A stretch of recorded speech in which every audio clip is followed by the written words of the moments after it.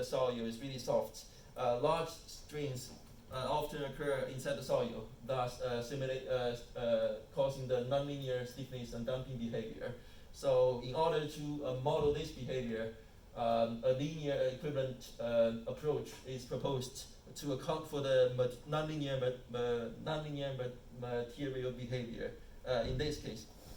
So it's basically the same, very similar than the previous approach. We have the track modeled analytically, and also the couplings achieved by the complex equivalent stiffness. However, for the solid model, we used a linear equivalent method to account for the nonlinearity effects.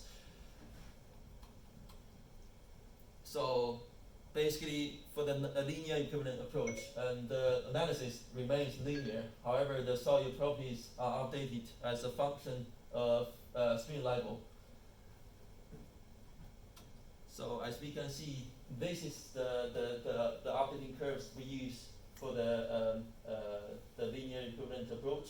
So the general steps are: we solve the linear problem first, and then we get the stream level, and then we go back to those two curves and find the corresponding coefficient for the updating procedure, and then we update the stiffness or damping, and then we calculate again until a convergence is reached. So just one thing to mention. So when we say a string, we use, instead of the string elements, we use the octahedral string instead, because it includes all the 6 string tensors. And to validate our nonlinear model, we compare the results against the field data recorded at High-Speex railway site. So basically, for this site, it's famous for the large vibrations generated from the train passage. And let's have a look at this is the schematic illustration of the track structure and also the ground condition of the railway site. As you can see, we have the ballastic track like on top, and then it has like several layers. It features a 3 meters deep organic clay, which is actually extremely soft. And later on, it is proved to cause the large swings from the train passage. So in order to validate, we calculate the time histories of the track displacements for different speeds and compare against the field data. And as you can see, this is for the 70 kilometers per hour. This is 140. This is 200. And in the end, we also show like the peak displacements for a number of speeds from low to high. And as we can see, generally speaking, the results match really well with the field data. And also for this one, you can see it matches pretty well as well. Just one thing to point out, the red line here is the result from the linear model. So as we can see, the linear model is incapable of predicting accurately in those conditions. So, so far we have talked about the linear model and also the nonlinear soil model. So if we take a step further, we can also include the nonlinearity inside the track structure. So in order to do that, 2.5D finite element, boundary element thin layer method is approached to simulate this kind of nonlinear track, both track and soil behavior. So just a brief introduction of what is a 2.5D model. So under the 2.5D scheme, so only the cross section of the problem needs to be discretized. So basically, instead of model the whole 3D beam, you only model the cross section. And for the results on the longitudinal direction will be calculated by the Fourier transformation in the frequency domain.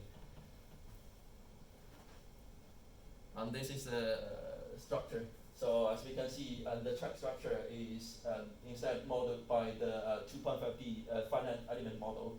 And also the soil is modeled by the boundary element model with the Green's function calculated by the thin layer method proposed before.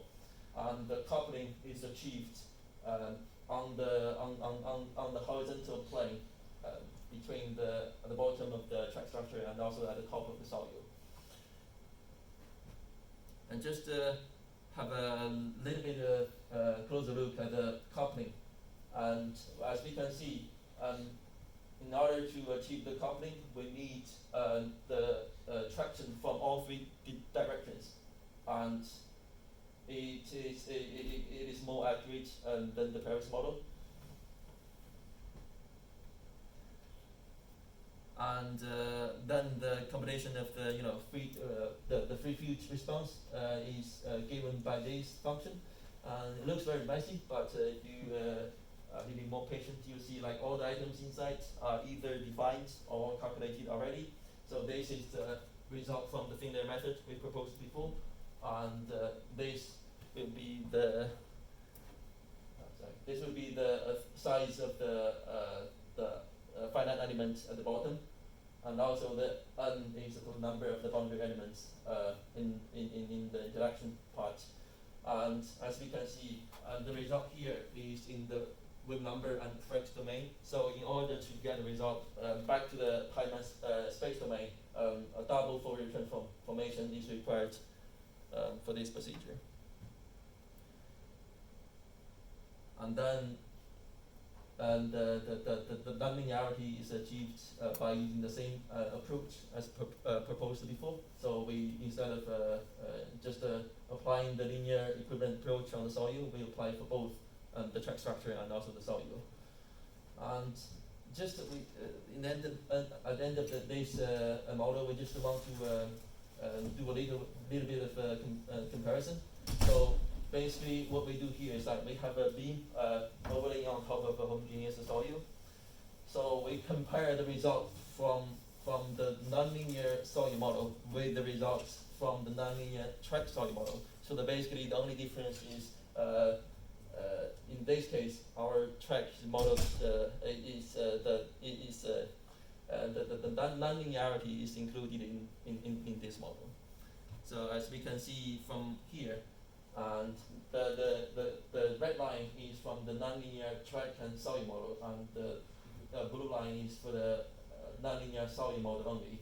So as we can see, once we apply the nonlinearity inside the track structure, we get larger string inside the solute. And similarly, the same trend can be found for the stiffness. If we have a look at the track displacements, we can see the track displacements from the nonlinear track solute model is a little bit higher than the nonlinear solute model. It reminds us that it is important to include this track nonlinearity in some cases. So in conclusion, and a few numerical models are developed to analyze the track behavior efficiently, and also we have investigated the material nonlinearity effects. And in the end, the proposed approach can be used for the fast assessment of the solute remediation strategies. That's it. Thank you.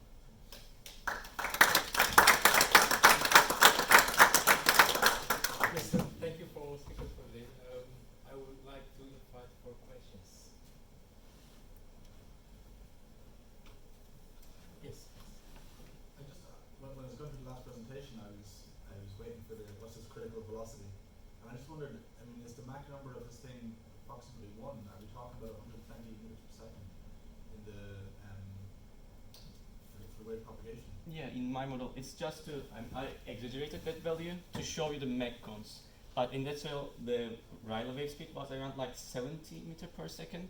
So when the train reaches around like 70, 80, we can see these Mach cons clearly. But in my model, just the visual aspect of the presentation, I increased the speed to 120 to show those Mach cons clearly.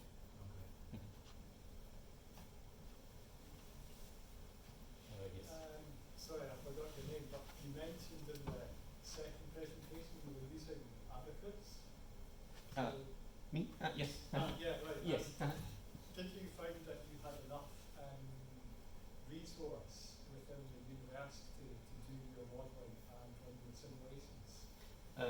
I have enough source for Abacus actually, but right now we are trying to find out the node in the cluster. We are trying to install Abacus in the cluster to run the simulations faster. Right, yeah. So we are right now in that process. Was it a limit? So was it a limit for the work you were doing that you found there was not enough memory, or simulations were very slow? Or Simulations are slow because I think it's directly related to RAM, because once the train is moving, I'm calculating so many nodes at the same time. So- Maybe it's good to let us know how long does it take to run. Okay. So my recent model is 65 meter long and the depth is 50 meter, and my mesh size is roughly like half of a millimeter or 25 centimeter, 20 centimeter to 50 centimeter. It's changing, and I'm moving just one vehicle, and this vehicle speed is the last one was around like 20 meter per second. So in total, I think as far as I remember, it was like 3,000 increments. My increment is not very low, and it took 1 day. But I need to decrease the increment 100 times, and I need to include 6 vehicles. So yeah, you can now the multiplication will be so high. So I'm just trying to find out the solutions to reduce it. Yes. If I can add, that's the motivation for Kaitais work, because Abacus, it takes a lot of resources, and the real simulations will take few weeks. Yeah. Yes. So that's the motivation for Kaitais work. So Kaitai has presented a tool.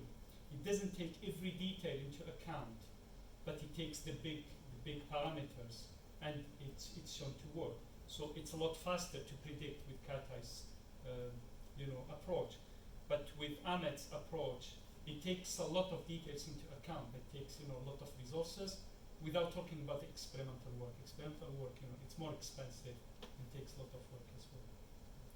But we bought a cluster and we installed Abacus. It's just a matter of waiting, to have everything operational.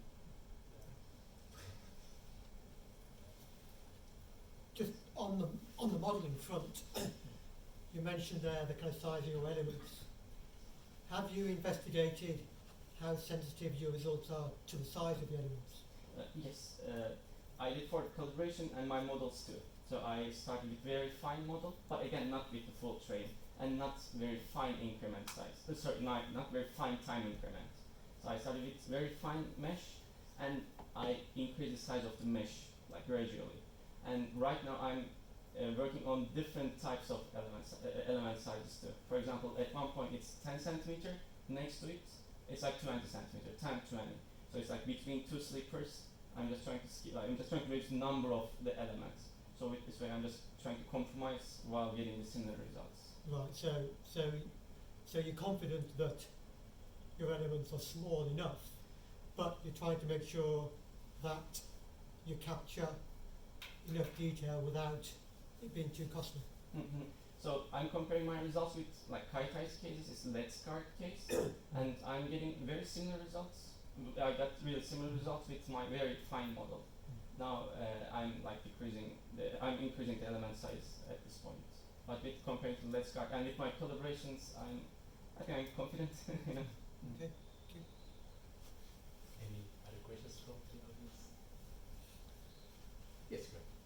It's just quite a general one, actually. I mean, there are some quite extensive high-speed rail networks elsewhere in the world. I suppose China's the largest. And I suppose looking ahead to HS2, if it does go ahead, what would your type of work, what are the sort of problems that those networks are facing? What are the problems that your work could help solve for HS2? For experimental point of view, my primary aim is to find out with landless they can provide the same resiliency.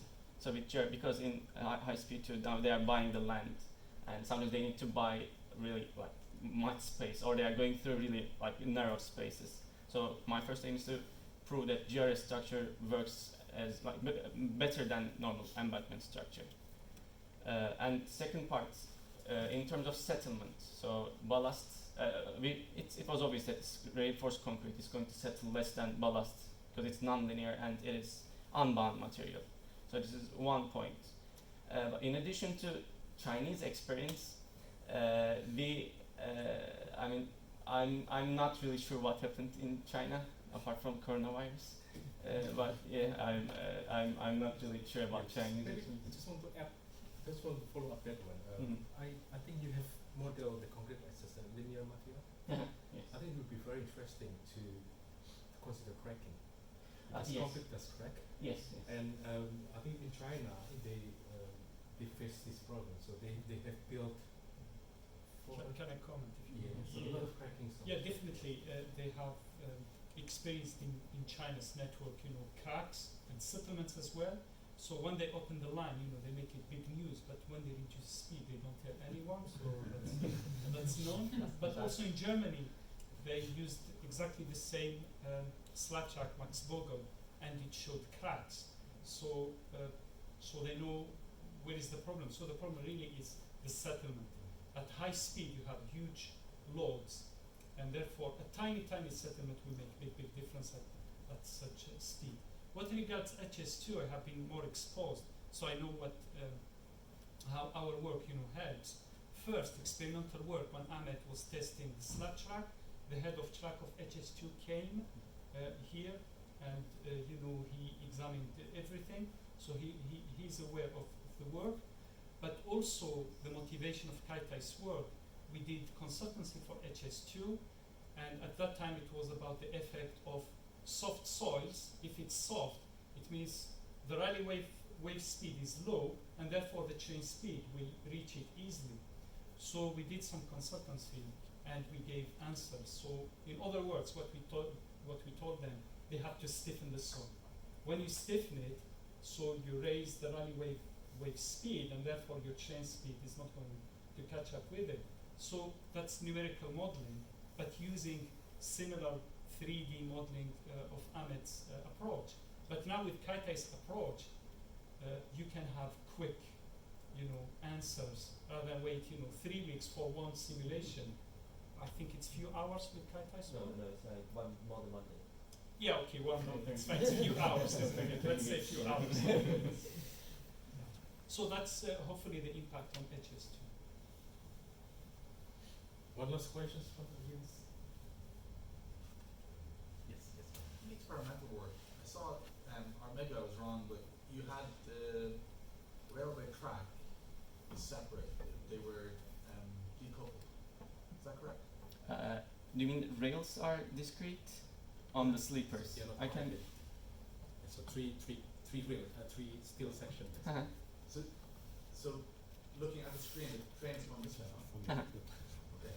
So So you ignored the coupling between points between the loads. Is that correct? the actuators and the Yes, sleepers. they weren't connected to First we used separate, like discrete beams, because we didn't want to use one continuous beam and connect the actuators on the rail, because it causes wrong type of load distribution. Okay. Because one edge is free, but other edge is connected to rail, so it's not realistic. So instead, we connected the rails like separately, Yeah. and we applied first the load distribution. Yes, so here. In the static case, we assume that the axle is resting in the middle, so 50% goes in the middle, 25 and 25 goes on the others. So this is based on beam elastic foundation method. But for this separate loading case, in the cyclic case, since it was comparative study, we just wanted to see the settlement under cyclic loading. Okay. I guess one of the things we're talking about numerical error here, but it's obviously a modeling error as well, where and not just a modeling error within your numerical model, but also within your experiments. This is a model of the real thing. Yes. So there will be a modeling error inherent in the experiment. And I just wondered, you just explained the assumptions of why you choose this, but I wonder, are there any, we're talking about different wave propagations as well, so there's probably some length scale above which none of this matters on a track, and I just wondered, this is a big facility, so must have been, I guess, included in the design. It's not my area of expertise, so I don't know, but I wondered what was the choice in that length scale, and what are you missing by doing that? From this case, I think the main problem is the boundaries. So it's because it's confined environment. The settlement is always the less than normal environment, because on the site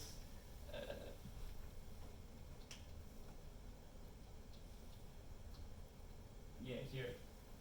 On the sides we have very thick steel beams, and they are here. You can see. So under the load it cannot expand, but according to like the deflection under the loading, we focus on deviatory stress, and deviatory stress is like the stress we apply, and the stress on the sides too. So we have really high side stress, so it causes less deflection.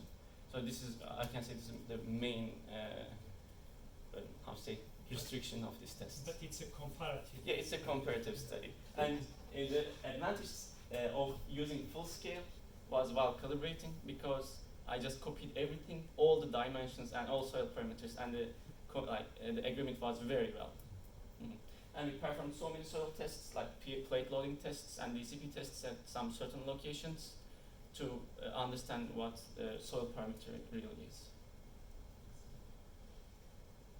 Right, so thank you so much for attending this to this seminar once again, and can I invite you just to give hands for our speakers again? At